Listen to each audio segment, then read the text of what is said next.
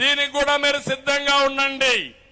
వ్యవస్థ ఉంటుంది, బాగా పనిచేసే వాళ్ళు ఉంటారు. ఒకవేళ ఎవరైనా కావాలని పనిచేస్తే పోరాడతాం, వ్యవస్థలో పనిచేసే వాళ్ళు కూడా అండగా ఉంటామని చెప్పి నేను మీకు తెలియజేస్తున్నా. అదే సమయంలో ఈ మూడు పార్టీలు కలిసినప్పుడు మీరు గుర్తుపెట్టుకోవాలి, మూడు పార్టీల పొత్తులు అజెండా ఒకటే, రాష్ట్రాన్ని కాపాడుకోవాలి, ప్రజలు గెలవాలి, రాష్ట్రం నిలబడాలి. ఇదే ఒకటే అజెండా. ఈ మూడు జెండాలు కూడా ఆ అజెండాకే పనిచేస్తున్నాయని చెప్పి నేను మీకు తెలియజేస్తున్నా. మూడు జెండాలు కూడా ఊపి చూపించండి. మేము మూడు జెండాలు ఒకటే, మా అజెండా ఒకటే. ఆ అజెండా ప్రజాస్వామ్య పరిరక్షణ, రాష్ట్ర అభివృద్ధి. అంతేకాకుండా ఈరోజు మీరు ఇంకొక పక్కన చూస్తే రాష్ట్రాన్ని చాలా 30 ఏళ్లు వెనక్కి తీసుకుపోయాడు. 30 సంవత్సరాలు వెనక్కి తీసుకుపోయిన రాష్ట్రాన్ని గాడి దప్పిన పరిపాలన ఘాట్లో పెట్టి ఈ పేదవాళ్లకు న్యాయం జరగాలంటే కేంద్ర సహకారం కూడా అవసరం. కేంద్రంలో బీజేపీ ప్రభుత్వం ఉంది, ఎన్డీఏ ప్రభుత్వం ఉంది. రాబోయే రోజుల్లో మళ్లీ ఎన్డీఏ ప్రభుత్వం వస్తుంది. వాళ్ళు ఒకే లక్ష్యం పెట్టుకున్నారు, 400 ఎంపీ సీట్లు గెలవాలని వాళ్ళ లక్ష్యం. నా లక్ష్యం 160 ఎమ్మెల్యేలు రావాలి, 160+ తెలుగుదేశం లక్ష్యం. రాష్ట్రంలో ఎన్డీఏ లక్ష్యం 24+ పార్లమెంట్ సభ్యులు మనం గెలవాలి. అంటే 25కు 24 గెలిపిస్తామని గట్టిగా మీరందరూ కూడా సంకల్పం చేయాలి. ఎందుకు అడుగుతున్నారంటే రాజధాని కట్టుకోవాలి, పెట్టుబడి తెచ్చుకోవాలి, పోలవరం పూర్తి చేయాలి, రైతులకు సబ్సిడీలు ఇవ్వాలి, ఉద్యోగ ఉపాధి అవకాశాలు కల్పించాలి, ఉద్యోగస్తులకు న్యాయం చేయాలి, పెన్షన్స్ కి మొదటి తారీఖున పెన్షన్ ఇవ్వాలి, ఈ పేదవాళ్ళకి పింఛన్లు కూడా మొదటి తారీఖు ఇవ్వాలి. మీకు అందరికి హామీ ఇస్తున్నా, ఈ వ్యవస్థ కొనసాగుతుంది. మీ ఇండ్లకు పంపించే అధికారుల్ని మీ ఇంటి దగ్గరనే పింఛన్లు ఇప్పిస్తారని మరొక్కసారి మీ అందరికి హామీ ఇస్తున్నా.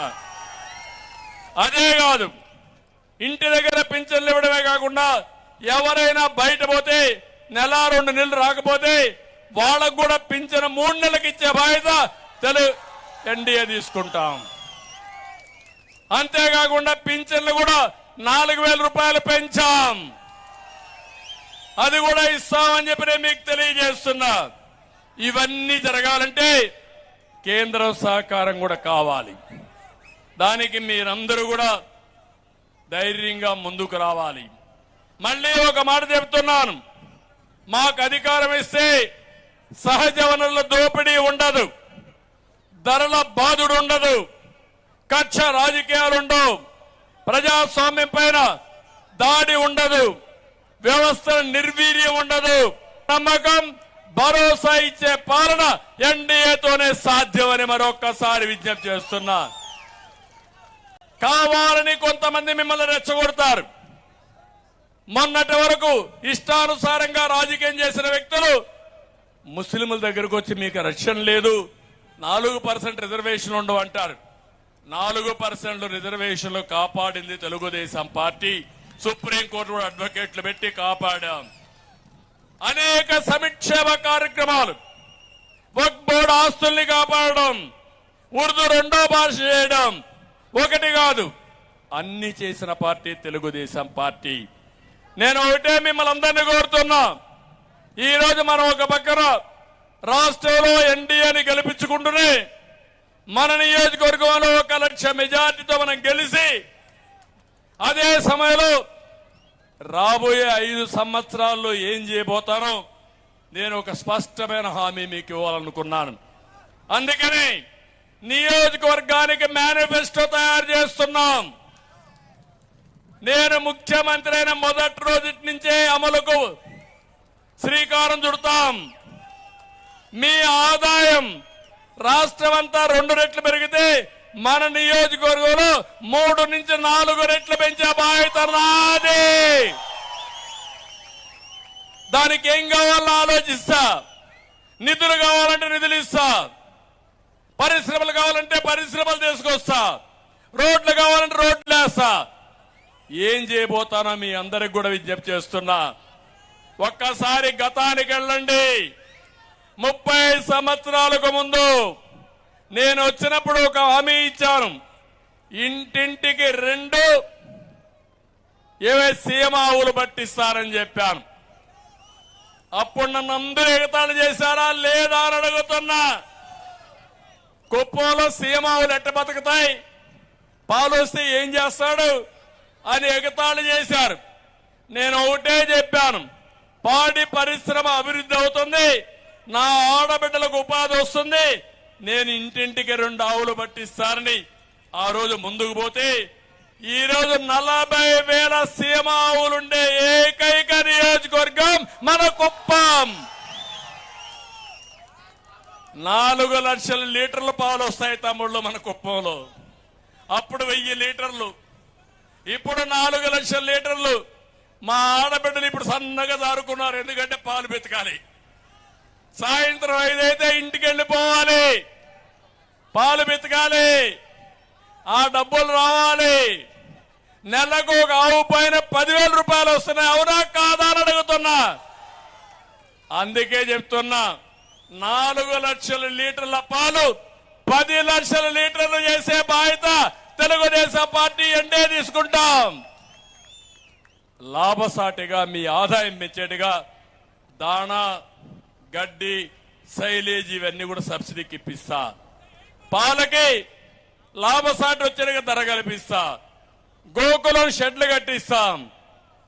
ఇవన్నీ చేసి ప్రతి ఆడబిడ్డ గౌరవంగా బతికేట్టుగా ఇబ్బందులు లేకుండా చేసే బాధ్యత మేము తీసుకుంటామని కూడా నేను హామీ ఇస్తున్నా.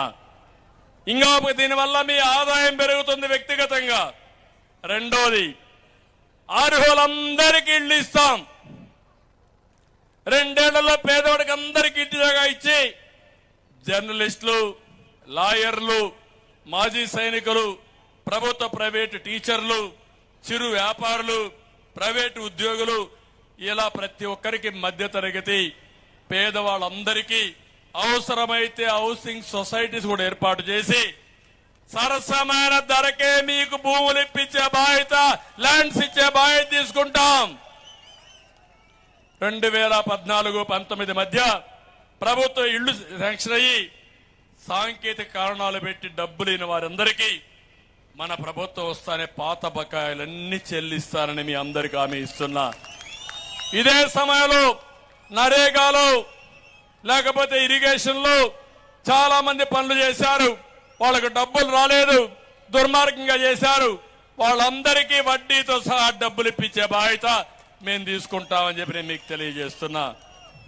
నేను ఆ రోజు దేశంలో ఎక్కడా చేయని విధంగా డ్రిప్ ఇరిగేషన్ పెట్టించాం. తుంపర్ల సేద్యం బిందు సేద్యానికి నాంది పలికాను. రాయలసీమలో ఒక వరంగా మారింది. లక్షల ఎకరాల్లో ఇచ్చాం. ఇజ్రాయెల్ టెక్నాలజీ తీసుకొచ్చాం. మళ్లీ హామీ ఇస్తున్నా, ప్రతి ఒక్క ఎకరాకు నీరిచ్చే విధంగా డ్రిప్ ఇరిగేషన్ పెట్టే బాధ్యత, సబ్సిడీ ఇచ్చే బాధ్యత మన ప్రభుత్వం తీసుకుంటామని చెప్పి కూడా నేను మీకు తెలియజేస్తున్నాను.